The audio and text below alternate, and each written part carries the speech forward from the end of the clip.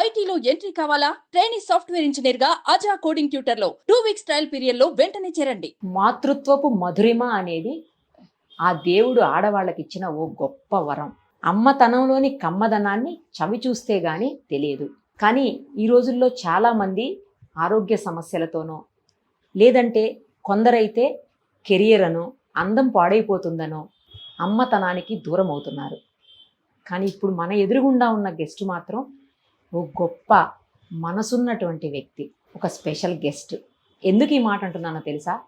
తాను చిన్నప్పుడే పోలియో బారిన పడినటువంటి ఒక దివ్యాంగురాలు. కానీ అమ్మతనాన్ని చవి చూడాలని, మాతృమూర్తి కావాలని ఎవ్వరూ చేయనటువంటి ఓ దుస్సాహసానికి ఆమె ఈరోజు తెరదీశారు.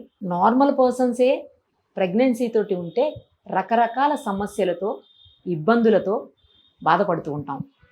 అలాంటిది ఆమె సరిగా కూర్చోలేరు, అస్సలు నిలబడలేరు, పడుకోవాలన్న ఇబ్బందే, రకరకాల హెల్త్ ఇష్యూస్. అయినప్పటికీ తాను అమ్మను కావాలని, తల్లిగా తన బిడ్డను 2 చేతులతో ఎత్తుకొని ముద్దాడాలి అని గత 9 నెలలుగా పోరాటం చేస్తూనే ఉంది. అసలు ఆమె జీవితమే పోరాటం. పోరాటాలకి కేర్ ఆఫ్ అడ్రస్ తానే కొప్పుల వసుంధర. ఒక్కసారి మనందరికీ తెలిసిన వ్యక్తే అయినా కూడా కొన్ని కోణాలు మనకు తెలియని ఉన్నాయి. అవన్నీ ఇప్పుడు ఆమె మాటల్లోనే వినేద్దాం. నమస్తే అండి. నమస్తే నరేంద్ర గారు, నమస్తే. ఫస్ట్ మీకు నిజంగా చేతులెత్తి నమస్కారం చెప్పాల్సినటువంటి అవసరం ప్రతిసారి ఉంటుందండి. తన ఇంటర్వ్యూ ఎప్పుడు నేను చేసినా కూడా నేను ఫస్ట్ మిమ్మల్నే తలుచుకుంటాను. ఎందుకంటే చెప్పటం వేరు, చేసి చూపించటం వేరు. నార్మల్ అమ్మాయికి భర్తగా రావాలని ఎవరైనా కోరుకుంటారు. కానీ ఒక దివ్యాంగురాలకి భర్త అయ్యి, ఆ మాటకు వస్తే తండ్రి అయ్యి, అన్నయ్యి, తమ్ముడయ్యి, స్నేహితుడయ్యి, అన్ని రకాలుగా మీరే ఆ లోటుని తీరుస్తూ ఉన్నారు. తనకి ఈరోజు ఎవరూ లేకపోవచ్చు, కానీ మీరన్నీ అయ్యారు.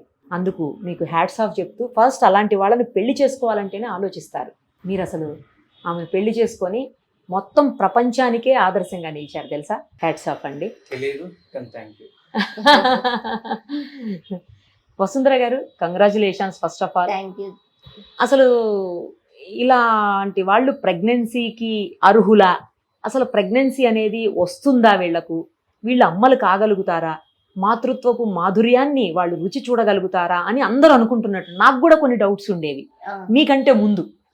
మిమ్మల్ని చూసిన తర్వాత నాకున్న డౌట్స్ కూడా పటాపంచలైపోయాయి. మీకు ఎలా అనిపిస్తోంది? కొద్ది రోజుల్లోనే మీరు అమ్మ కాబోతున్నారు. ఆల్మోస్ట్ 9th మంత్ వచ్చేసింది మీకు. కొద్ది రోజుల్లోనే ఒక చిట్టి తల్లిని మీరు చేతులారా ఎత్తుకొని గుండెలకు హత్తుకుంటారు అనిపిస్తే ఏమనిపిస్తోంది? అదొక ప్రౌడ్ మూమెంట్.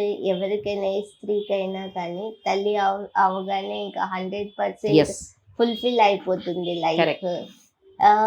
దానికి ఇంకొక బాధ్యతను కూడా తీసుకుంటాం, నెక్స్ట్ ఫేజ్ అనేది. దాంట్లో ఇట్స్ రకరకాల ఎమోషన్స్,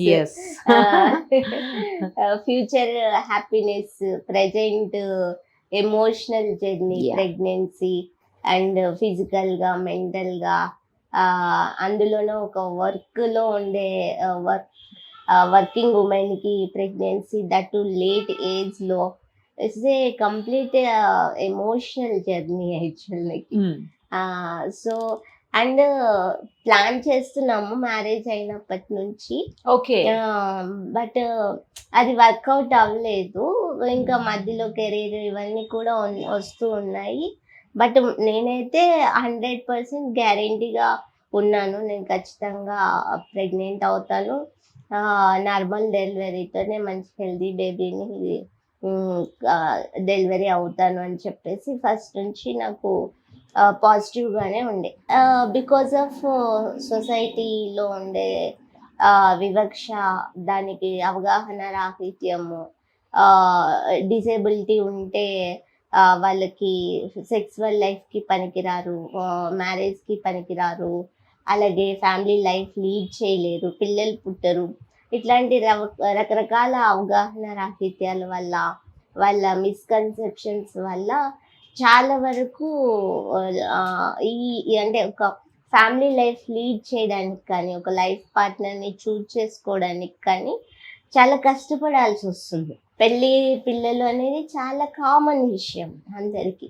కానీ మా విషయంలోకి వచ్చేస్తే అదొక పెద్ద ఛాలెంజ్, అదొక పోరాటం. మళ్ళీ ఎన్నో ఒత్తిళ్ళకి గురవ్వాలి, ఎమోషనల్ అవ్వాలి, కుటుంబ సభ్యుల్ని ఒప్పించి ఒక లైఫ్ని లీడ్ చేయాలి అంటే గనక చాలా కష్టంతో కూడుకున్న కరెక్ట్ జర్నీ అది.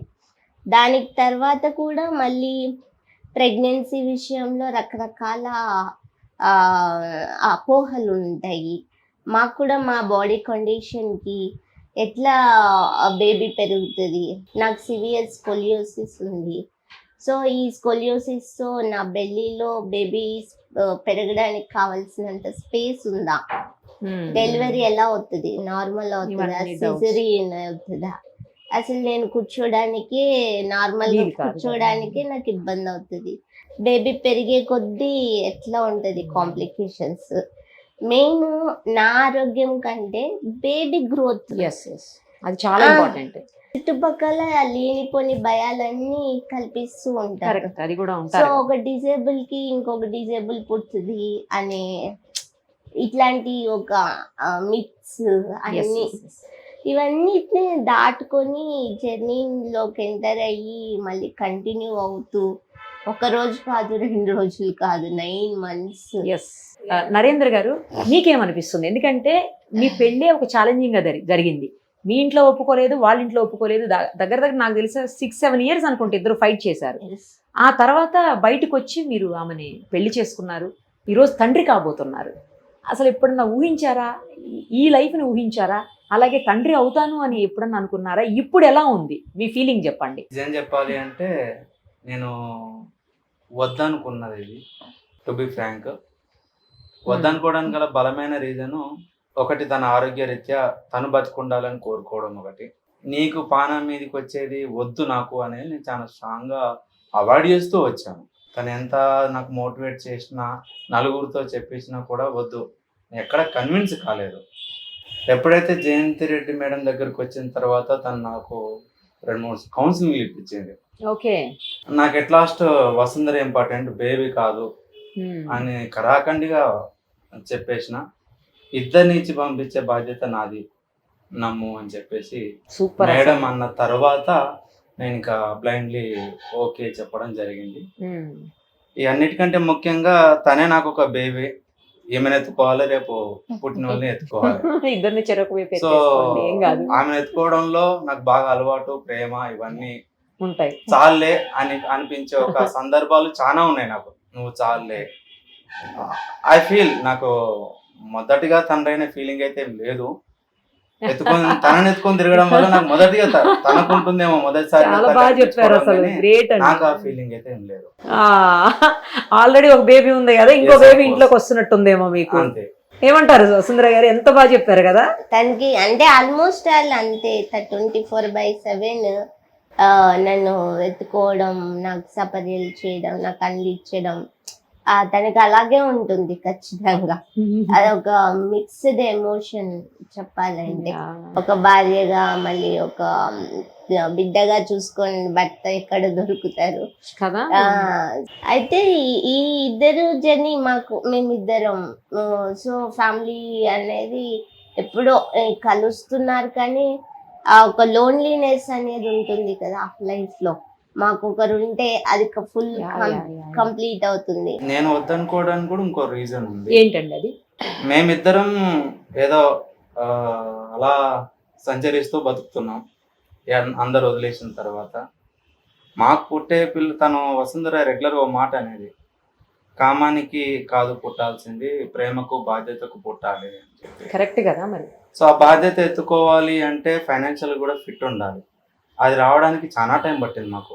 7 సంవత్సరాలు పోరాటం తర్వాత పెళ్లి చేసుకున్నాక ఉన్న హడిల్స్ని దాటుకొని ఓకే మనం ఇంకొకరికి తిండి పెట్టగలము, ఇంకొకరిని అడగకుండా అనే స్థితిని మాకు మేముగా నమ్మినప్పుడు ముందుకు వచ్చినాం. అట్లా రావడానికి తనకు 37 years పట్టింది. సో ఇదొక బ్యారియర్. అయితే పుట్టిన తర్వాత పిల్లలకి కావాల్సిన వాతావరణాన్ని కూడా ఇవ్వాలి. అవును కదా. నానమ్మ, తాత, Correct. ఇవన్నీ బంధాలు ఉంటాయి. మనం అనుభవించేది పుట్టే వాళ్ళు అనుభవించొద్దు అనేది నేను మొదటి నుంచి అనుకున్నాను. అందుకు కూడా వద్దు అనుకున్నా. ఓకే. రారు, రాని దానికి పిల్లలు అడిగేదానికి మనం సమాధానం చెప్పలేము. ఉండదు, ఆన్సర్ ఉండదు ఆ కదా. పరిస్థితి ఎందుకు, కొని తెచ్చుకోవడం ఎందుకు? ఉన్న కష్టాలు ఎట్లా కాదనుకొని తెచ్చిపెట్టుకునేవి ఇంకా చాలా ఉన్నాయి. మనం ఇంకొకరికి రెస్పాన్సిబిలిటీ ఉన్నప్పుడు వాళ్ళ ఎదుగుదలలో ఇవి లోపాలుగా మనం చూపించవద్దు అనే ఉద్దేశంతో నేను చాలా కాలం అవాయిడ్ చేసిన పిల్లలు, నాకు వద్దు అని చెప్పేసి. నానమ్మ తాతలు పెంచలేని పిల్లలు బాగోదు, అది అనుభవించడానికి ఎవరికి రావద్దు ఆ సిచ్యువేషన్. కనీసం ఇప్పుడైనా వాళ్ళు వచ్చి మీతో మంచిగా ఉంటే బాగుంటుందేమో ఆలోచన లేదా వాళ్ళకి? మేము మాక్సిమం ప్రయత్నం చేసాం నిరుపమ గారు. మొన్న కూడా వాళ్ళకుండే అపోహలు లేదా అపార్థాలు, అంటే ఒక కుటుంబంలో మనుషుల మధ్య ఒక గ్యాప్ వచ్చిన తర్వాత అది మళ్ళీ గ్యాప్ ఫిల్ అవడానికి ఫిల్ అయ్యి అవన్నీ పోవడానికి టైం పడుతుంది. ఏమోలేండి, మీ ఇంట్లో బాబో పాపో వస్తే వాళ్ళే వస్తారేమో, మనవడు మనవరాల కోసం, తెలియదు కదా. వస్తే సంతోషం, పెరిగే వాళ్ళకి ఆ లోటు ఉండొద్దు అనేసి. నాకు తెలిసి వస్తారు ఖచ్చితంగా.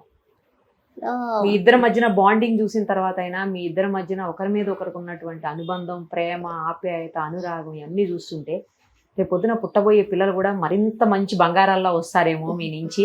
వాళ్ళని చూసుకోవడానికైనా మేబీ వాళ్ళు వస్తుండదు. సో ఇలాగో అమ్మ వచ్చి అంతా చూసుకుంటుంది నన్ను.